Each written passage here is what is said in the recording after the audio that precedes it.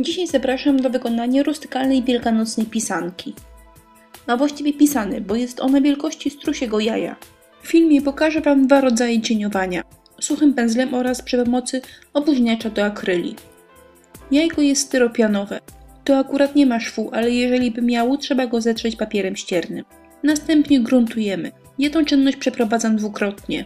Użyłem podkładu Flugera, ale równie dobra będzie emulsja do ścian lub po prostu farba akrylowa.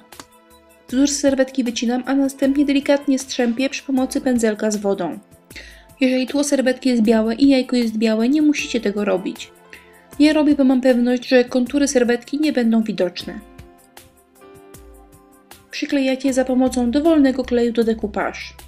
Klej może być najtańszy, ale zainwestujcie w dobry, szeroki, syntetyczny pędzel. Mój to rozmiar 24.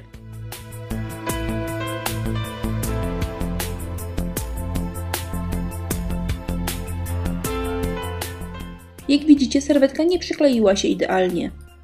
Na powierzchniach kulistych nie ma na to szans, ale nie będzie później tego widać.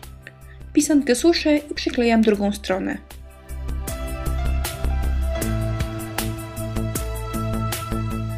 Po wyschnięciu kleju całość dokładnie maluję bezbarwnym lakierem akrylowym.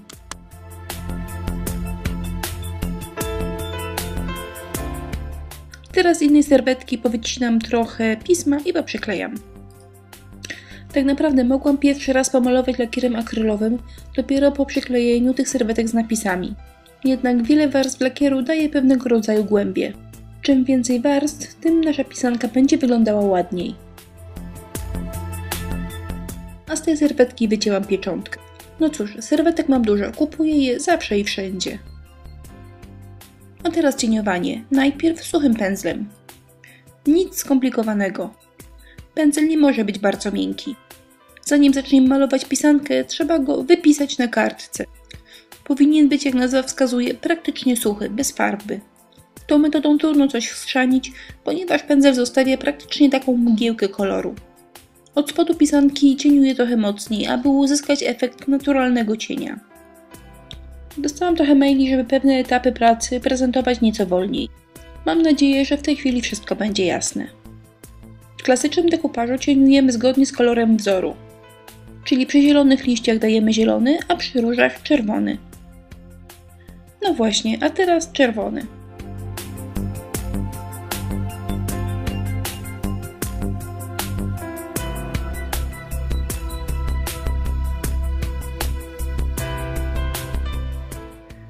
I tak wygląda metoda suchego pędzla. Szybko, łatwo i przyjemnie. A teraz druga strona. Cieniujemy akrylami ze wspomagaczem, czyli z opóźniaczem. Dodajemy go kilka kropli, bo inaczej Wasza praca będzie schła tydzień. W pierwszym etapie kładziemy najjaśniejszy kolor wokół pracy, czyli w moim wypadku jasno-zielony. Dzięki opóźniaczowi akryle naprawdę długo schną i można je rozcierać gąbeczką do woli. A jak coś się schrzani, to bierzecie mokrą szmatkę i wycieracie do zera. W kolejnym etapie nakładacie pędzelkiem przy wzorze ciemniejszy kolor, a następnie rozcieracie go gąbeczką.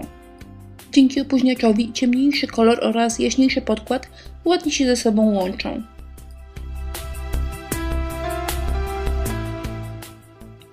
Jak ktoś lubi, można fantazyjnie powyjeżdżać poza wzór. Zielony już, a teraz czerwony.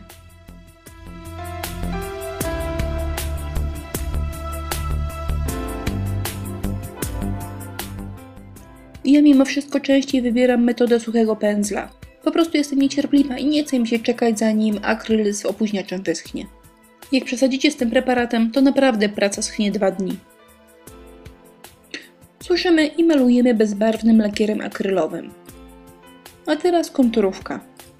Malujecie, co Wam w duszy gra. Jeżeli zabijas wyjdzie koślawo, gąbeczką ścieracie i malujecie jeszcze raz.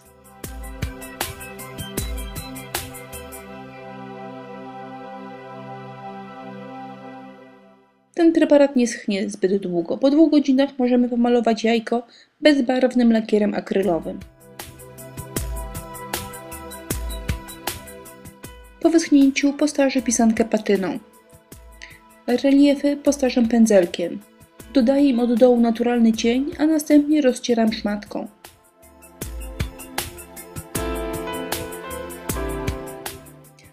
Teraz je jeszcze trochę pochlapię. Zrobię to patyną, ale równie dobra będzie farba akrylowa. Potrzebny jest twardy pędzel albo szczoteczka do zębów. Trzeba sobie zrobić kilka prób na boku, zanim popstrykamy jajko.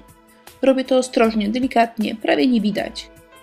Zbyt agresywne chlapanie powoduje powstanie plam.